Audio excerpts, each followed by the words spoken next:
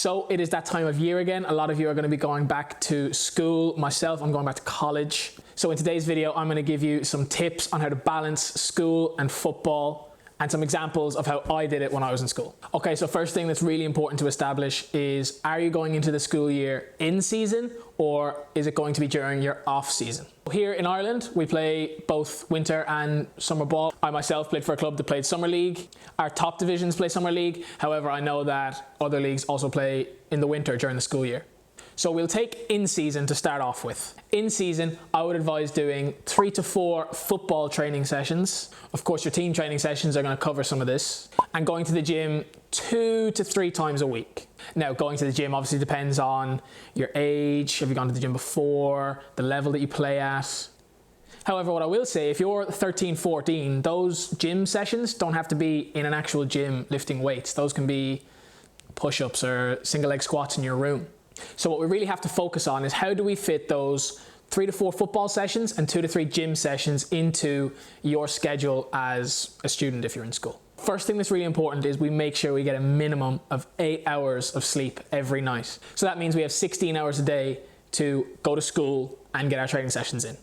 So if we're in season and we have to do 3 to 4 football sessions a week, your team training is obviously going to come into that. So for example, if your team trains twice a week, then 2 of those football sessions are covered for you. You just attend your team training sessions. Obviously, I know some will have less contact time than others, and some will have more contact time than others. Some might train 3 times a week, some might train 1 time a week. Your schedule is going to be very individual to you. I'm just here to give some examples and some tips on how you can fit these into your schedule. First things first, it doesn't matter what time you wake up at. A lot of people say it's better to wake up early, and you see a lot of people that go on about waking up at 6 a.m., 5 a.m., 4 a.m. And that really doesn't matter, because if you wake up at 4 a.m., it means you're going to have to go to bed earlier anyway. So whether you wake up early and get your training in early in the morning before school, or wake up before school and do your training session after school, it makes no difference as long as we get the training sessions in. So my advice would be to split the training sessions up based on your day. If you're in season, if you train on a Tuesday, Thursday, for example. For me, I trained when I was 17, I trained Tuesday, Thursday. I would go to the gym on a Monday and a Wednesday, and maybe on a Friday, so that I'm splitting up that gym work separate to my team training sessions. And then I might on a Wednesday evening do an individual training session by myself, whether that's a ball mastery session or a juggling session or going to the pitch. Or if I felt like I wasn't going to get many minutes on the Sunday, we played football matches on the Sunday. If I felt like I wasn't going to get many minutes, I might do a short, less intense football session on a Saturday morning. So whether you do that training early in the morning and you go to the gym before school, that's what I did. I would go to the school an hour early and I would work out in the gym in my school. Or you wake up right before school, you go to school for the day, and then after school you go to the gym that's local to you. Now, I mentioned that I did individual sessions myself in season. You don't necessarily have to do that. There's really, really easy ways to get extra football training session in without a lot of effort. For example, if you train twice a week and you want an extra hour's training session in, you can arrive to your training 15 minutes early and do some individual work, or if you've got a buddy on the team that arrives 15 minutes early as well, do some work and leave 15 minutes late. And that's an extra half an hour you've got onto that training session. You do that again on the Thursday, and all of a sudden that's an hour. That's 1 extra training session that you've got in the week. Now, when I say arrive 15 minutes early and leave 15 minutes late, that doesn't mean sit in the dressing room and chat for 15 minutes.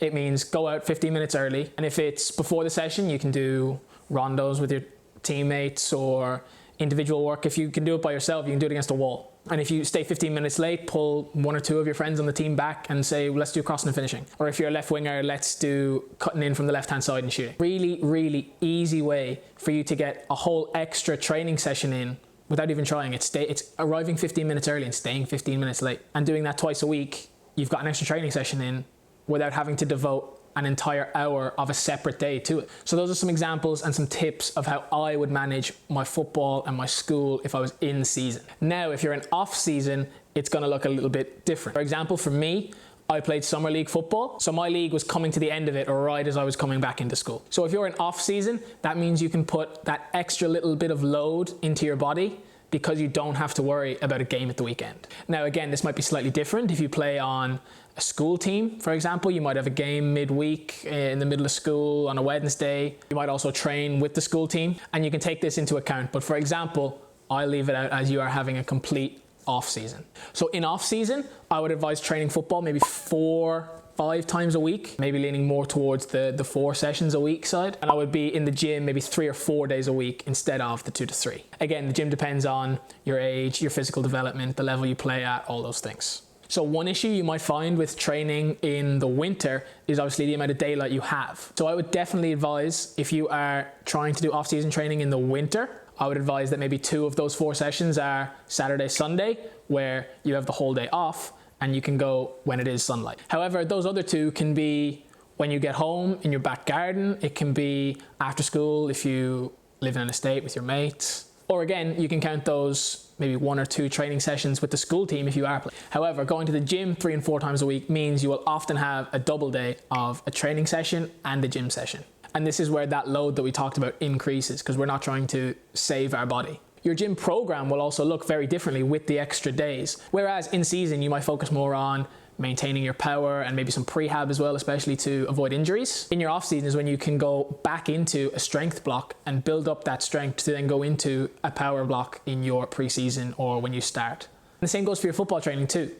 You're not team training, you're not focusing on sharpness for the game on Sunday or Saturday. You can use this off season to build on things that you need to work on. For example, if you feel like your first touch is really weak, for your off season training, have 2 or 3 of those 4 training sessions be dedicated to first touch and passing. I'm going to work on my first touch. And then the other 2 or 3 football training sessions can be dedicated to something you're really good at. If you know, oh, I'm really good at crossing, have 2 sessions of crossing and really nail that down and keep that up. And then work on your weaknesses for the other ones. You can basically treat your off-season training as a reset button and to build yourself back up from scratch for the next season. What's really important to focus on, whether you're in season or whether you're off season, is we want to optimize our time rather than maximize our time. So if we were to try and maximize our time, that would be go to school, spend 2 hours in the gym, 3 hours at the pitch, and then study for 4 hours. That's not going to work, because after an hour in that gym, you're probably not going to be doing a whole lot. After an hour and 30 minutes, you're not going to be doing a whole lot on the pitch. And after 4 hours of studying, your brain's going to be fried. So what's really important is to optimize our time. So go 45 minutes to an hour of a really, really good gym session rather than 2 hours of a mediocre one, and have that extra hour of free time. Same with the pitch. An hour to an hour 15 of a really good, intense individual session is better than 3 hours of booting a ball around the field with no direction. And getting 2 hours of really good study where you're reading, making notes and testing yourself is better than staring at a book for 4 hours learning nothing. So it's really important to focus on optimizing our time and getting the most out of our time rather than trying to do it all in one day. So those are just some tips and some advice and some examples that I used when I was trying to balance school and football training. If you enjoyed this video, leave a like, and if you want to see more, please subscribe, and I will see you in the next one.